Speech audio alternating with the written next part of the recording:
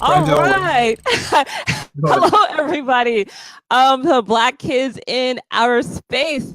Today we have Brandale D. Randolph. He is the founder and owner of 1854 Cycling Company. He's a co-founder of executive director of Project Poverty, a nonprofit organization that aims to design, create, and implement innovative strategies to reduce poverty. Part of his work included teaching job readiness seminars at the South Plains Workforce Solutions Center, teaching financial literacy at Lubbock County Detention Center, the Youth Transition Center, and among other underserved populations. His work with disadvantaged populations earned him a TED Talk at inaugural TED Texas Tech University in 2013 titled Stop Throwing Breakfast Sandwiches at the Poor, which is like the best title ever. He's an author. His 2010 book, Me and My Broke Neighbor, 7 Things I Learned About Success Just by Living Next to Him, has been added to financial curriculum across the country. His 2016 release, like Cavemen and Quell, of Poverty Beyond Income and Mindset, has received reviews from reviewers and publishers all across the world.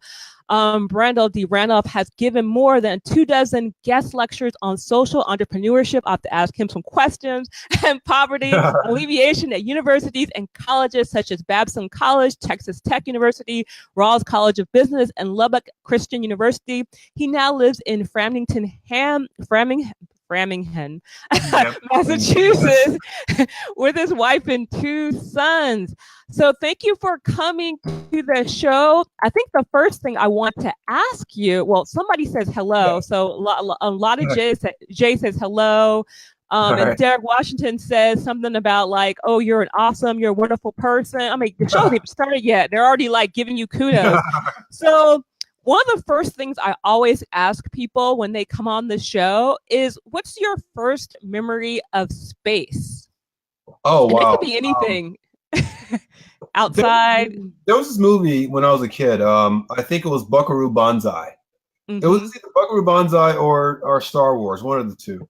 Mm-hmm. And it was like it was amazing, how people can go into space and just live in space and breathe and have other worlds and faster cars and better looking buildings and all that stuff. It was so like unreal, and that actually stimulated the imagination of what it could be in the future, and could we Mm-hmm. somewhere else further than where we are. Well, I think that's the thing that's so interesting about you, even though I'm kind of going off topic. What you do is like, it's so hopeful and aesthetically pleasing, Mhm. and just, I know so many people who work in with people who are economically oppressed, Mhm. and it's just about misery. But what you do, it seems like really hopeful. Like I looked at Yeah, your well, company. yeah, Go ahead. it's this other idea I have about business. Like, I don't think that business and nonprofit are separate. I believe it can be one and the same. But if you're building a business and you're building a business to where you think that you're going to be actual very successful at it, how much do you really need after that? Like, I'm not building my business in the thought that I'm going to be surviving and scratching from day to day. I'm like, what happens when we're a multi-million-dollar corporation? Would it be a great thing to pay people who like a living wage, to have like college scholarships for kids, to have an on-site daycare, to have round-the-clock counseling, to actually go places and have them learn skills that are like, that are like outside of the whole norm? Because what it is that people build businesses with their friends all the time. There are so many narcissistic, insular, nepotistic kind of businesses out there that are built only for those who they want to benefit. And usually those do benefit a small circle of people. What happens if we can benefit a greater number of people and have a greater impact on people who really need it? Because the thing with all the work I've done is that this is driven by data. This isn't driven by any kind of personal affiliation or kind of passion for people who are formerly incarcerated. This is just where the data went, because my work prior to was based on an algorithm that that discovered poverty when it was hidden, and You forgot something. it discovered poverty where it was hidden. And what we found out was there's these clusters in every geographical region that are very unique. For instance, in Lubbock, Texas, it was kids who were being emancipated from foster care. In other cities, it's not much of a problem, but in Lubbock County, it was a problem because Lubbock County was one of the highest, um, one of the highest. It basically had the highest number of child abuse cases in the state of Texas. And the state of Texas leads the nation in child abuse cases. So can you imagine the number of kids are being taken out of their homes for child abuse and turning 18 and then being just, returned to the streets. A lot of these kids, their parents are still incarcerated or they don't live with their parents anymore. They're in foster care, but they've never been raised. So it becomes a problem of poverty at that point. Here in Framingham, we have a women's prison. And the difference between Framingham and Boston, per se, is that the number of resources we have here are more readily available sooner than you can get them here than in Boston. So a lot of people choose to stay here in this region and get the resources, put their kids in school, and find the other things they need to survive. And so we end up with a disproportionate number of people who have kids that live here. And so the idea of building a business to benefit them and be good to them is something that I believe we can set a model for doing elsewhere across the world. Well, I think the thing that's wonderful about you is that you don't have the traditional, typical narrative. Even when you're talking about stuff, you're talking about stuff in this like different way. So why did you call your cycling company 1854 Cycling Company? What is that about? I'm kind of a closet history buff. That's what a lot of people don't, know. So when I moved to Framingham 3 years ago, I wanted to get some more detail on what the city was about, some of the historical things that have ever happened here. And it turns out that in 1854, let me give you the whole context. We got one of the worst presidents that we've ever had in this history of this country, a guy named Franklin Pierce, and he brought back the Fugitive Slave Act, which meant that free blacks can be taken from places like Framingham and other free states like Massachusetts, New York, Pennsylvania, and accused of being a runaway slave, and they can be brought back to slavery. And the deal with and what happened in Massachusetts was that there was a young man named Anthony Burns, and he was being snatched up by a slave patrol in the middle of the city, and people kind of fought, against this, and it kind of had a big ruckus. And after he was put on trial and put on the boat, 2 weeks later, the Boston Police Department was founded, which is another irony thing. But on the 4th of July of that year, the first anti-slavery rally occurred here in Framingham. And when that occurred, we had Sojourner Truth speaking, we had Henry David Thoreau speaking, we had Wendell Pierce, a lot of other abolitionists who aren't as noted, but the keynote speech was by a guy named William Lloyd Garrison. And at this rally, he took the U.S. Constitution and he burned it. This was sort of like Colin Kaepernick kneeling of 1854. And so it kind of set off the abolitionist movement, and it kind of gave notoriety to the anti-slavery movement. And a lot of people say it set the wheels for the Civil War, because now free states had a way of protesting and saying what was occurring in the southern states and how it was now affecting them. And I wanted to give homage to that as a sort of homage to the city of Framingham, but also to talk about how recidivism is much like the Fugitive Slave Act.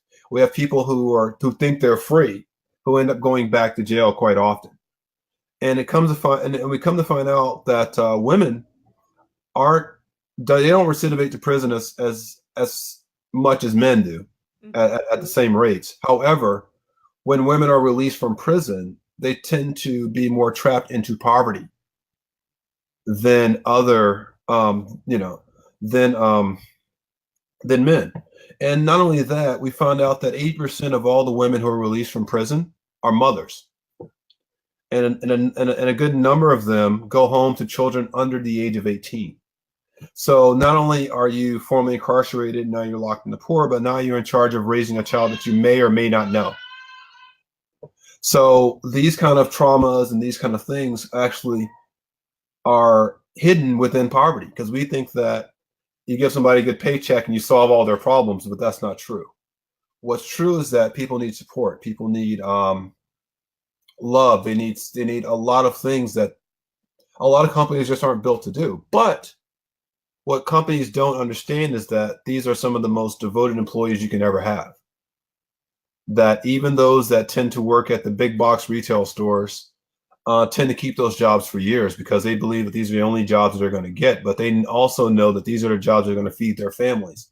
And the hope is that their families can do better than they do. But what happens if one of those employers becomes someone who actually truly tries to support them, who truly tries to give them enough money to one day have their own home, or put their kids through college, or go back to school and get your diploma or GED or whatever it is you need to do? Because we know that the educational attainment of the mother actually is the key determining factor of the welfare and well-being of the future of the child.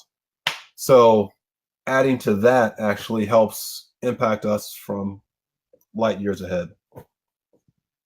Well, I want to ask about your books. I was going to ask, what does Yeah, cycling go have ahead. to do with your books? But Yeah. you've kind of already kind of explained that. But, you know, Oh, stop yeah. throwing breakfast sandwiches at the poor, me and Oh, my neighbor. And I think the thing is so wonderful is you're talking about paying people a livable wage, being respectful of them. Is this all kind of a combination about that? Is that what these books well, are about?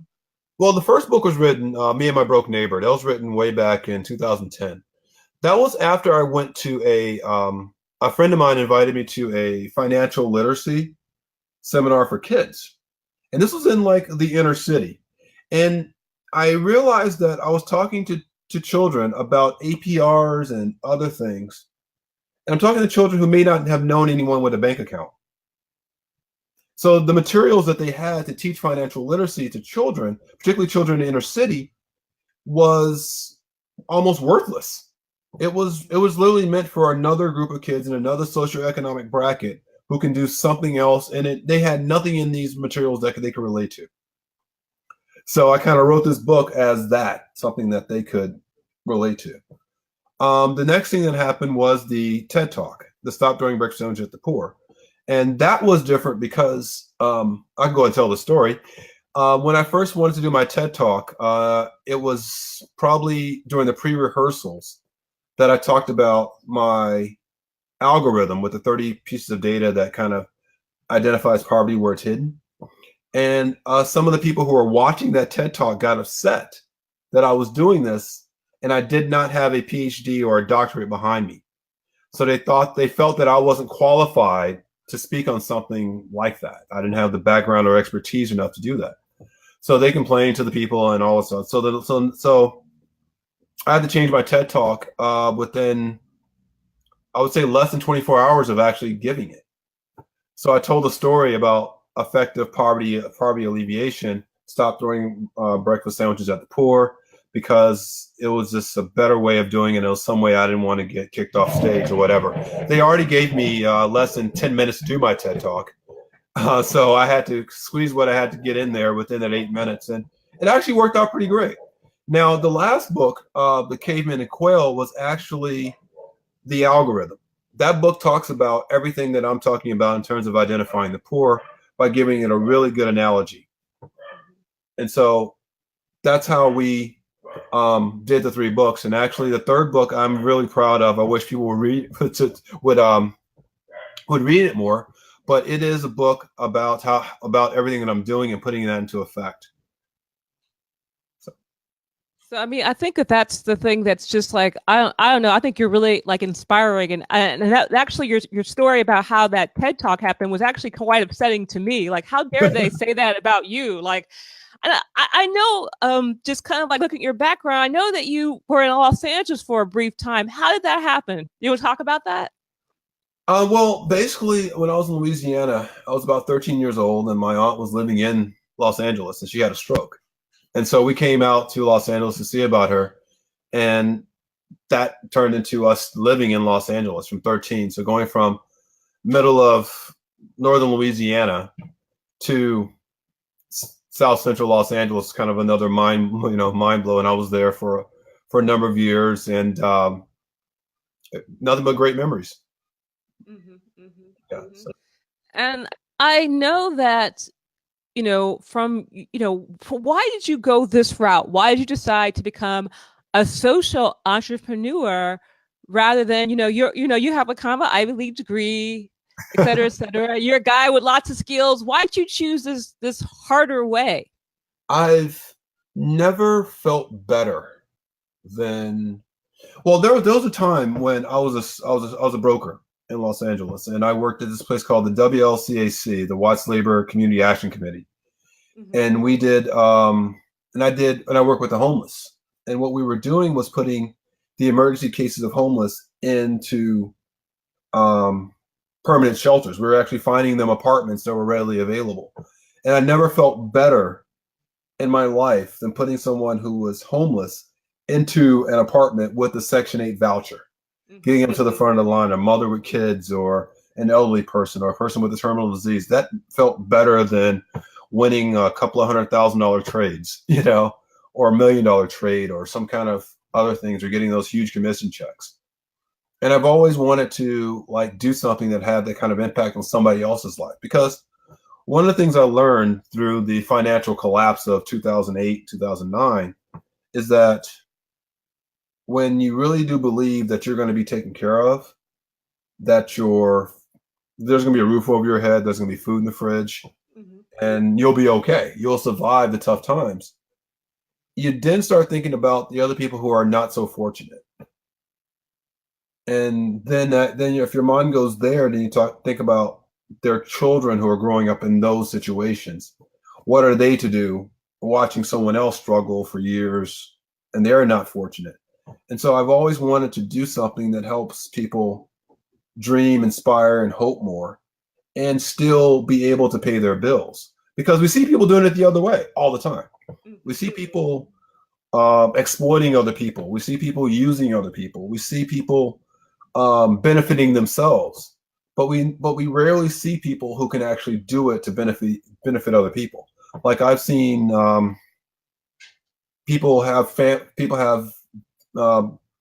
businesses where they benefit their families, where everyone in their family now has a job that they can go to work from and do, and they don't have to worry about complaints and other stuff. They can actually just do it the way that needs to be done. And I believe that when we start doing this, our next generation will take up the mantle and take the torch and go to another dimension with it, so to speak. Why do you, kind of like jumping to a different topic, but it might be the same topic. I noticed that you have a strong aesthetic in regards to your brand, 1854 Cycling Company. And for me, a person that loves art and fashion, I just feel like that's so important. Like, to me, that speaks to like a certain kind of ethic, a certain way you view the world. So why do you have this strong aesthetic? Why do you think it was important for you to have a cycling company and have it be cool, have the bicycles look nice, have the t-shirts and stuff that looks nice? Why was that important? Because honestly speaking, it's about where I want to go next. And I'll talk about that if I can. But honestly, I wanted to give us the foundation for a premium something that, because we don't necessarily get a second chance at anything. Anything. Like, they see our bike the first time and it has to be better than any bike that's on the market. Our ice has to be so much colder than everybody else's. So that when I do what I'm about to do next, people see it as, I now have validation, I now have traction, and I know what I'm doing. And I can sell to people who I don't know, And it's kind of like, now that we become this global brand, all over the world, they're not just seeing me. They're seeing all of us and the things that we can produce and all those things. Because, to give you another insight, this is what being in LA, I met one of the gentlemen from Cross Colors when I was a kid, when I was in junior high school. And my mind was just blown just to see him, because I was like, whoa, is that, And so, because it was huge back then. You remember how huge Cross Colors were. And the guy was there. He was literally standing right there across the street. And I was like, ran across Crenshaw, almost got hit. But it was that thing to where I always wanted to be like that. But I always realized that the standard that the people who have lasted the longest has set, the bar has been so high. They've had to do it on such a level because the bare minimum was like expected, but the bare maximum is never expected. Like for instance, I'm gonna go ahead and tell you, and I'll let this out. This is kind of a secret. Um, we're not the 1854 bicycle company. We're the 1854 cycling company. So bicycles is not all that we're about to make. We're about to get into a different vehicle altogether. And we've got the investors and the backers. And when this hits the market, I'm sure that it's going to cause a ripple effect, and it's going to be huge. I'm not going to say what it is yet, but you can probably infer from what I'm saying, you know, what we're going to do next. But it's going to be major. But I believe that is going to be the thing that gives us the foundation for putting hundreds of people to work. That's going to be it's going to put 125 people into a space where they're doing advanced manufacturing. It's when we're doing 3D printing and CNC machines and hyperfusion. We're working with what they call solid state batteries. We're working with battery systems. We're working with high-speed electronics, pneumatics, all these other things that you don't typically see from us. It's expected from other people, but it's not from us. But when you see it from us, it's going to set such a standard, I believe, that there's only two ways about it. They're going to have to just come and buy me out, or they're going to have to find a way to stop it at that point. But I believe that based on the response that we just got with our bicycles, that this next thing is going to be so amazing. It's going to fill us with so much pride that it's going to take off. And because we're such a small company, we don't need much to survive. It's not like we're going to ever have to move to China just to stay afloat. We're going to be okay. We're going to be okay. It's all well. Well, I think you're so inspiring. Just your energy and just, I think that especially too, I love the fact that you're working with people who are economically oppressed, because you actually have hope, like this idea. I think that's so important. So, I mean, just to kind of wrap it up, what do you want to leave us with, and how can we support you? Two things. The first thing is, never underestimate where you are and what you have to get where you need to go, because you have enough, you've been through enough, and you know enough to get where you need to go. If you can dream it, you can do it. And that's something that I don't think people kind of grasp yet, but I need to show you rather than I can tell you. You know, because a lot of people believe that we can do it the same way everybody else does it. No, that's not the case at all. We can't go to a VC and say, give me $12 million pre-revenue. But I have people that I sit next to that have done that. They have not sold one iota of anything, but they've gone out and done it. Here I am, company 2 years old. We've sold around the world. We've got all kinds of stuff going on, and I'm begging for table scraps. And so we've gone a long way with very little, but I believe that there are people who can go even further with even less. So that's one. And going to my website, 1854cycling.com. I know, buddy. I'll be there in a second. Yeah, 1854cycling.com.